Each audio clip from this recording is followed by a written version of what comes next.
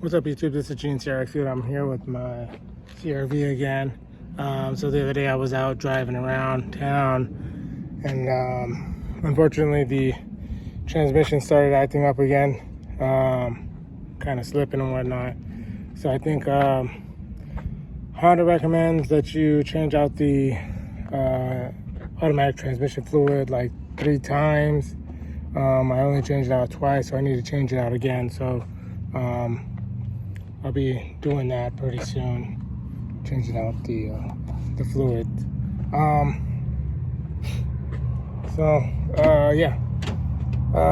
Anywho, I need to change out this tab too because that's also broken. But this video today is going to be on my strut here. When I was driving around for the last couple of weeks, I noticed that my I had some noise going on in the front. I saw the homie Dana Dana Young Static did a video on changing some components on a friend's CRV, but this one I hit a bump, and then I came to inspect, and can you see that? That's what I have. My strut like blew all the way through there, so I gotta pull that off and see what's going on. So I did end up going to the yard and grabbing a few components. Hopefully it's just a washer or something, but the car was a Utah car, and it's all snow and salty roads. So went to the yard and grabbed these washers from a few CRVs that they had out there, and some bushings, and try to see what's going on. So, excuse me, let's get the CRV lifted up and on the jack and pull the tire off and get the strut out so we can inspect it.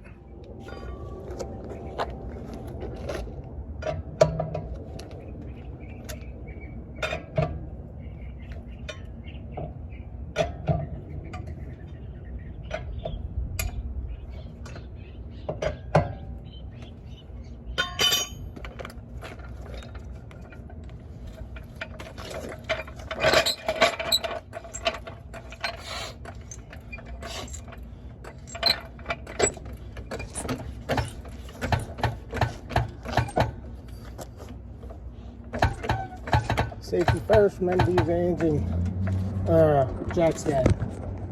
Alright, so just a little bit of inspecting, and you can see that these are Moog sway bar end links. Looks like they may have replaced those at some point in time, but man, look at this rusty business in here. That bad boy's all rusted. So we'll pull out bottom there and then drop the whole strut body and see what we have. 14, 17, the same as the EFs, and then 14's on top, right here, and on this side, 2 14s on top. All right, so the rust is kind of firm on there, so I had to pull out the breaker bar.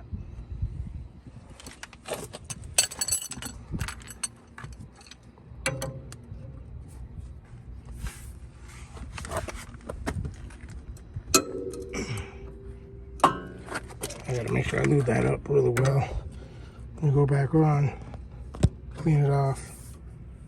All right, so in order to get to the 14s, you have to move this little plastic wing dinghy here. So just tap it to the back and it'll pop out. It just mounts in these grooves right here. So then you can move that out of the way and get access to the 2 14s there. Okay, so we got this bad boy out. Still not entirely sure what's going on here. I'm gonna have to pull off that 14, or that's a 12. Back off that 12 and then see what we have underneath. All right, peeps, so here we go, safety first.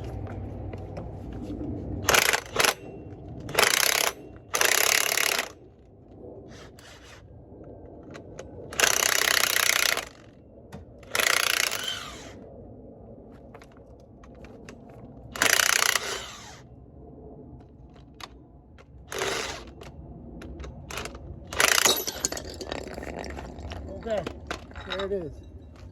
Okay, so after I went and gathered all the parts, I didn't really see anything that was like majorly damaged. It has the bottom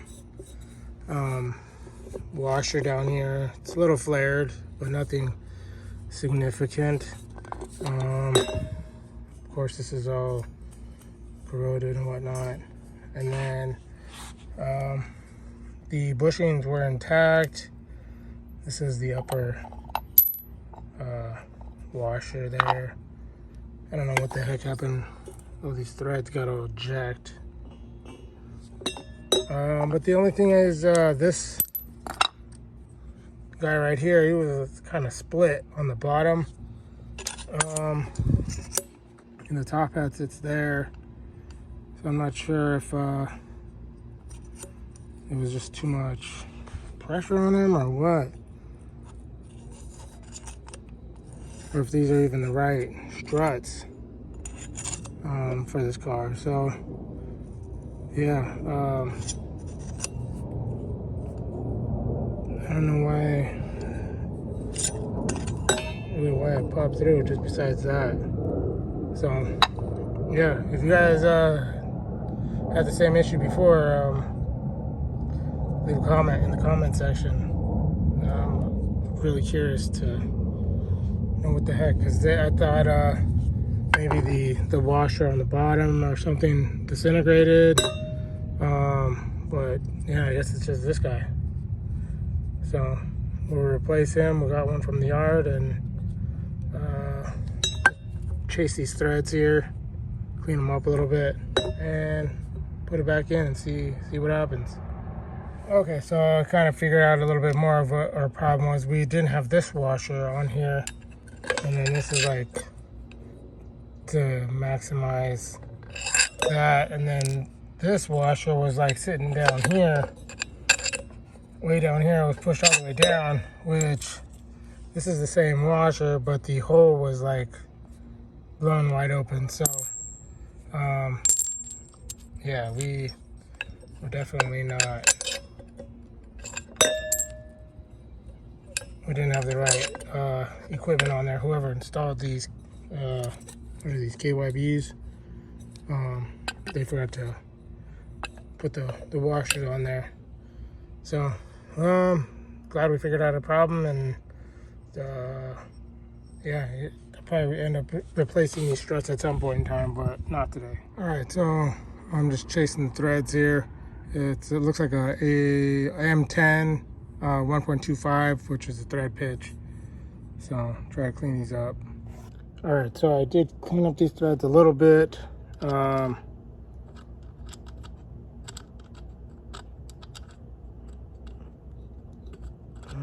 have to go through tap the bolts here. They're not.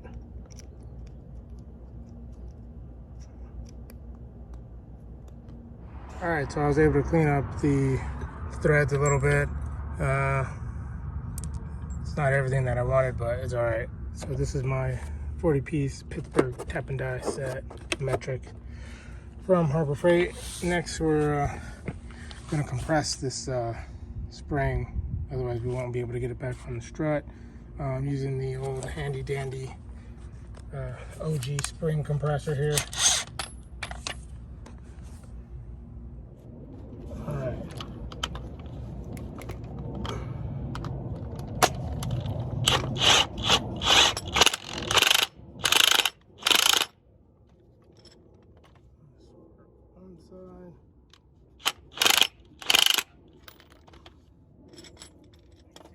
Going.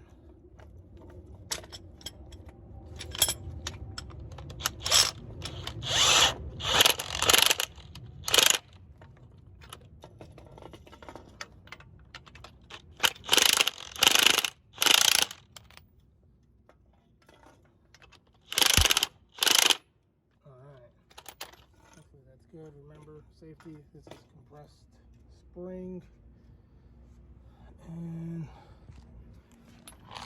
this way. Hopefully I got my whatchamacallits on here right. Washers. This way. And of course we're hitting the cover there, which we could probably put it on. Let's see.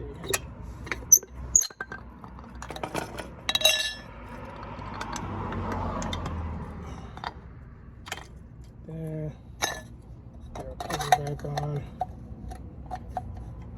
Maybe, maybe not.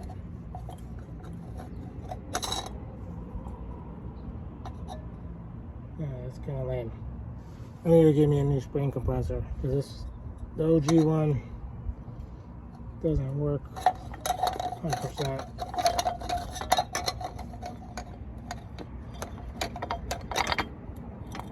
And I do want to keep the dust cover on there, even though I plan on replacing these bad boys. Okay, so I had to loosen the spring compressors and then put the dust cover in the middle and then insert the shock. And now we can try to put the top hat on since we have a little slack here. But I might have to, I'm kind of crooked, but it's okay, we'll get it figured out. All right, so the OG tried and true has got me stuck. These bad boys are having a hard time coming out, so I just got to work them out, and then yeah. So my spring compressors have my spring super crooked and all cockeyed, so I'm just going to use the weight of the car, install it on the car, and we'll use the weight of the car to compress the spring and connect the top hat. Okay, so just to review the installation of the washers and whatnot. So bump stop washer, and then I'm 90% sure this dust cover goes over that. Bam. Yeah, that there. And then this other washer here. And then you'll have your bushings and whatnot go on top of that. And then the other washer flared upwards. Flared upwards like so, instead of down. You want to think it goes downward, but it goes it's a bowl. The bowl faces upward. And I hit up these rusty parts with the water displacement 40.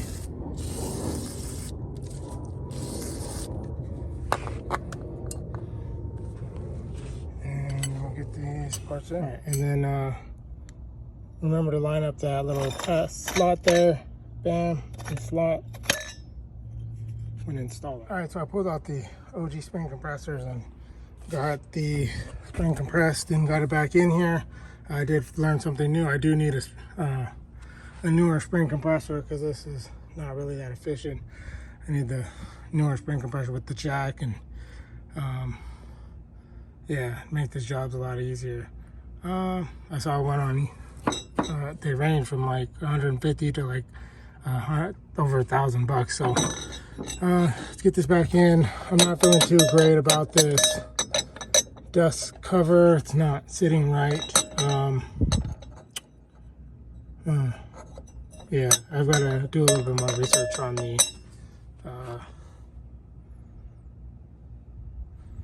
dust covers, because that's not even this one's a lot different, but this one has a little lower rubber boot on it.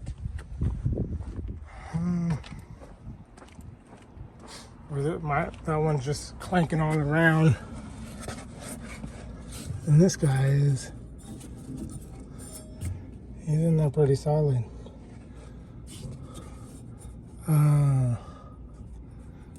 I may maybe put that larger washer underneath it to make it more firm. So that's probably where I went wrong. I'll have to fix that eventually once I get these replaced though, because I'll probably just replace them and go from there. That bushing's kind of smushed up.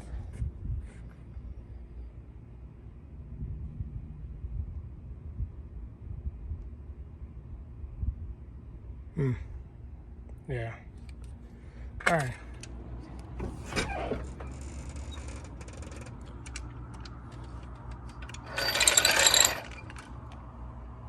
All right, so I got to tighten it down a little bit, but you can see a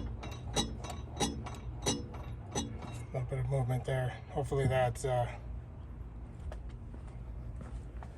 good to go. I can hear the dust boot kind of clanking.